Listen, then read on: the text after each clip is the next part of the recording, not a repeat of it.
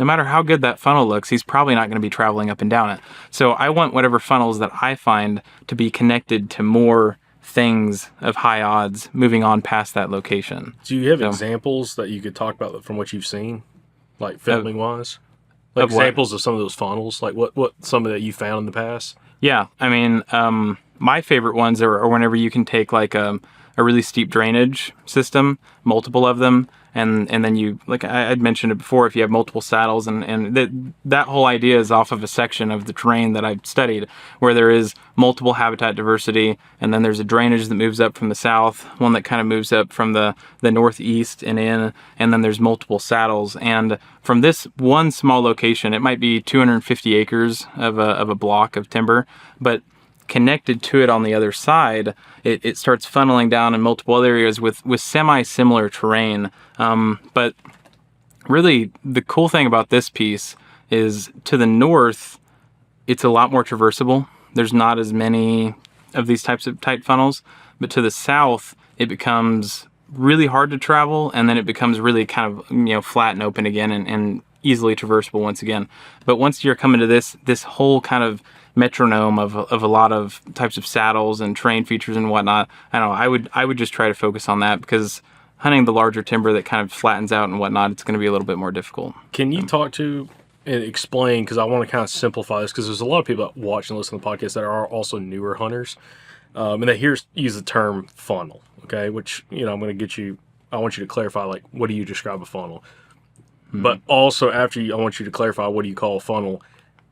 How do those drainages funnel deer? How do you see those steep drainages funneling deer? But like, how would you describe a funnel first off? Yeah, to me, a funnel, I think traditionally from a hunter's perspective, you view a funnel as something that's like really tight, like 10 to 15 yards wide. And like, it's just this really steep little section, or really, really tight pattern of terrain. And for me, it's anywhere where deer are forced to travel. So whether it's 100 yards wide, 150 yards wide, if they are forced to travel through this section to go from here to here, then to me, that's a funnel, if that makes sense. Mm-hmm. And what was the thing? And then, like, okay, how do you see them using those drainages and funneling around those drainages? Yeah, oftentimes if you have a really steep drainage and you don't have a situation where, like the one I'd mentioned earlier, where it kind of had that weird benched out section in the middle of it, if it's just steep all the way along that entire section, and even if you also go into that drainage and there's a ton of deadfall and it's just really not that traversable type of terrain, they're wrapping the top side of it all the time. All the time. Like literally, I think I mentioned in a video once where if all you did as a hunter going into this next season was mark the top of every single drainage on your property and then find a way to hunt the highest odds situations out of all of those with the best entry and exit, then you're gold. When it comes to funnels, and this goes back to something that you did in one of your videos, I don't remember which one it is that I've watched so far, but there was this one terrain funnel where it was I don't know if it was a saddle, but I guess there was two steep drainages, and it was like this long strip of land that kind of connected two areas. Yeah. And you were like, this looks amazing. It looks like a place that, deer should be walking. But you were talking about, I think, one specific buck, and you're like, he almost never walked it. Yeah. Was that just too good of a funnel? Like the deer knows, he's like, man, if I walk down that. Well, yeah, I mean, it wasn't just him that wasn't using it. I mean, there were quite a few mature bucks that had made that trek through that area, and they just opted to drop down into the drainage behind it and around and walk past it. And yeah, I think it was purely because that funnel was just too good to be true. I think maybe if it was shortened, if it wasn't like 80 yards long of just a extremely tight, I think it was 30 yards at the most in width, that was walkable, then maybe a mature buck would travel across it, just because it's not as much of a risk because it's so short. But since this one was so long and it was so narrow across that entire little section, it would have been amazing to set up as a hunter. But from the perspective of a mature buck, and you're kind of one of your number one goals in the back of your mind is surviving, and you kind of think everything's trying to kill you all the time, then walking across that's like a death trap, because you make it into it, and then something just magically appears on the other side of it, and then something closes you in on the backside, and now you have nowhere to go except for off the edge of that cliff or down that bluff on the other side. So, is that a spot that gets hunted on that property? that you're I aware think of? that spot's been hunted in the past. Okay. Yeah, 'Cause But it doesn't get hammered. yeah. No, and really, there's not a lot of sign there either.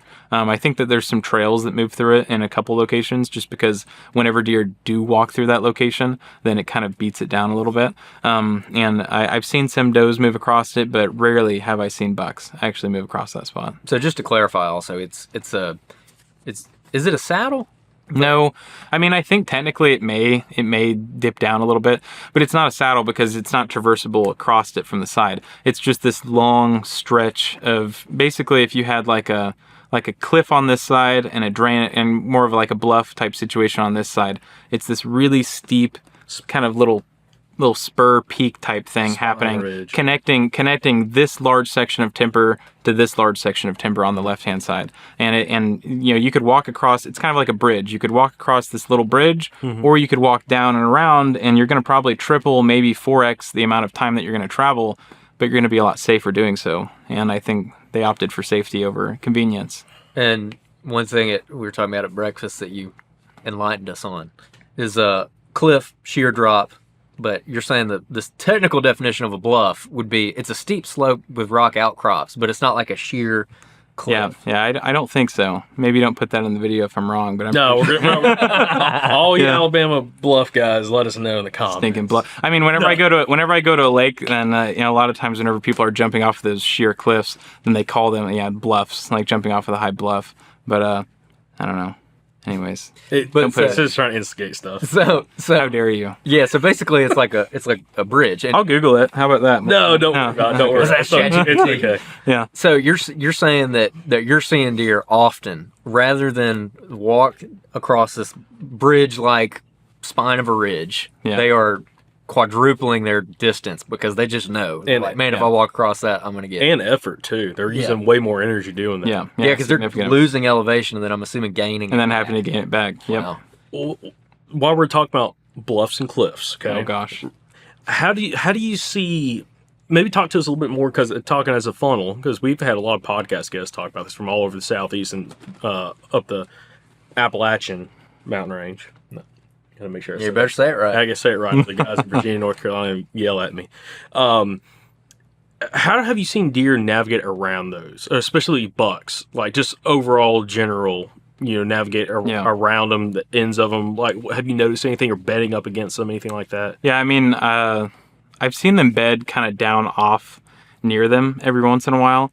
But for the most part, the number one thing that's important to me about them is the fact that in most cases, they can't travel up and down them. So every once in a while, you'll see like kind of at the top of one of those sections of a bluff or whatever, they can travel along that top edge, and they will. But to me, the most important part about it is just kind of marking off that whole section as non-traversable. And the more times you can do that across the property, then the higher even if it's a 100-yard funnel, like I'd said before, versus a 15-yard funnel, it's still technically, you're creating a funnel where deer are going to have to travel in that section of terrain. And the more that you can do that across the property, the more you're going to be able to up your odds by hunting in those higher odds situations where you have habitat diversity, saddles, things like that. Have you noticed, and I don't know on the properties, if those bluffs and cliffs are higher elevation, like top 1/3 of these ridges, or the bottom side of the ridges? Maybe you can kind of explain that. But yeah, are you seeing, because a lot of places we've seen them at, I mean, they'll stretch from the bottom of a creek drainage, almost the bottom of a creek drainage, all the way to the top of the ridge. Yeah. But then other places, like in terms of height? Yeah, or other places, the top third. Like you'll go up 2/3 of the ridge, gain 300 feet of elevation. That top third will be the bluff. Yeah. And you'll find sign both top and bottom. But have you seen more activity on the top side or the bottom side of those bluffs and those cliffs? Yeah, top side. Top yeah, side. for sure.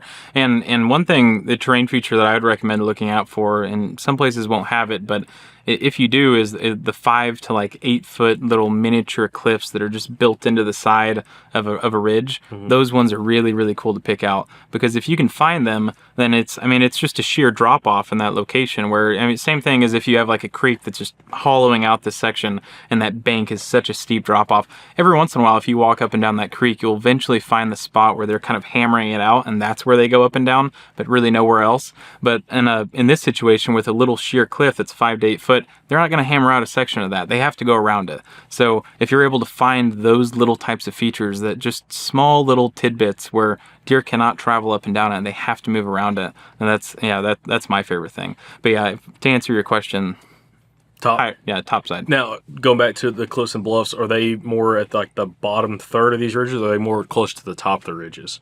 What do you mean? The bluffs and the cliffs, are they higher in elevation, or are they like the whole side of the ones that I'm seeing? Yeah. I just a mix of all. Yeah, I've seen some that only take up kind of half of the section, but like this one that I just mentioned, the one that takes up half the section, it kind of wraps this whole, it's kind of like a bald knob is what we call it at the top, and it just creates this really weird knobby section, and then that wraps the inside of it, or kind of the outside of it, is this, it's probably 25-foot cliff that wraps that entire section, and deer literally cannot travel up and down that entire section. And that knob, I've seen it be used for bedding every once in a while by a doe, but I've rarely ever seen a mature buck step into that location. It doesn't sound like a safe spot. Doesn't sound like a safe spot. Exit. Yeah. It's really interesting because what it sounds like what you're suggesting is there's kind of two factors that go into some of these funnels. There's one, the human pressure factor, like the deer are going to avoid the human pressure, but at the same time, there's also just like their natural instinct of like, man, if it's too tight, they're just not gonna they're not gonna walk through it. Is that what you've seen? Yeah. And from the human pressure side, I think that some people push a little bit harder what human pressure means and like how much of an impact you're actually having. If you have like 500 acres that you're going on per se, and there's roads carved out on that 500 acres, and you go out and you travel on those roads across that entire time frame, and you're not really stepping into the timber more than 30 to 50 yards, you're probably not having much of an impact. And I've even seen, one of my favorite examples was this buck that got shot, and I was called out to go track him. So I did, and whenever I did, then I'd seen that his broadhead just got slammed into his shoulder blade. Zero penetration beyond that. Deer's perfectly fine. And he's a 170-inch plus whitetail living on a 40-acre block of timber 150 yards from a sawmill that's run every single day, and there's houses all around it. And across the road, there was a little bit bigger like kind of oak trees and kind of more big timber and some cattle pastures and whatnot. But really, this was not big buck territory. So after I'd seen him, and I was like, hey, are you going to be hunting for the next blank, blank, blank time? And he was like, no, I'm going to whatever. I was like, okay, do you mind if I just keep coming back to your property? I'm just going to watch this deer. And he was like, okay. So I did. And I watched him for a week and a half. And that entire time frame, he lived in this small 40 acres. I have one video clip where he's bedded 10 yards off the highway, just right underneath a cedar tree, 10 yards off the highway. And it's like, what in the world are you doing in this situation?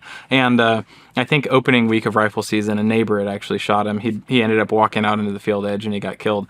But yeah, no, that was a pretty interesting example. So, man, that's fascinating. How do you now that you've been doing this for your own hunting techniques and everything, how do you kind of square that? Like, which funnels are good funnels versus bad funnels, if maybe some of the most obvious intense funnels are the ones that they're avoiding? Yeah, I mean, I think a lot of the more obvious ones that on areas that I hunt, they generally, I don't know, I would be looking for funnels that end in something that would be a bad result, kind of like with the bald knob where there's that cliff that wraps it and it just doesn't seem like a good place to be bedding. If you have a funnel that kind of goes down into a bottom, and I mean, it's just an amazing funnel that entire way down, but at the bottom, you look on the other side and it's just this kind of big bowl, and there's a ton of boulders, and it's just really not a type of terrain that deer are going to move up and down.